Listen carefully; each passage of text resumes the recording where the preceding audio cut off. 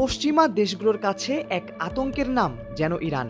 আর সে আতঙ্কের কেন্দ্রবিন্দুতে রয়েছে ইরানের কাছে থাকা পারমাণবিক বোমা। ক্ষমতায় আসার পর ট্রাম্প যেভাবে ইরানকে এক হাত নিয়েছে, তাতে দুদেশের পারমাণবিক চুক্তি কোনো সহনীয় পর্যায়ে নেই, বরং আরও উত্তপ্ত অবস্থায় রয়েছে।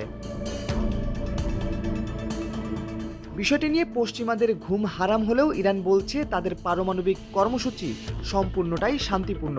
তবে ইরানের এমন মন্তব্যকে বারবারই প্রত্যাখ্যান করে এসেছেন ট্রাম্প। পশ্চিমারা বলছেন ইরান কখনোই তাদের পারমাণবিক ইস্যুতে আসল উদ্দেশ্য প্রকাশ করেনি। ইরানের এমন গোলক ধাঁধাময় অবস্থান রীতিমতো প্রভাবিত করেছে পশ্চিমা দেশগুলোর রাজনীতিকে। চীন ও রাশিয়া বারবারই সমর্থন জুগিয়ে এসেছে ইরানের অবস্থানকে। অন্যদিকে যুক্তরাষ্ট্র ও ইসরায়েল বারবার ঘোর বিরোধিতা করছে ইরানের। তারা দুজন মিলে কয়েকবার ইরানে হামলা চালানোর পরিকল্পনা করলেও আন্তর্জাতিক বিরোধিতার কারণে তা আর সফল হয়নি।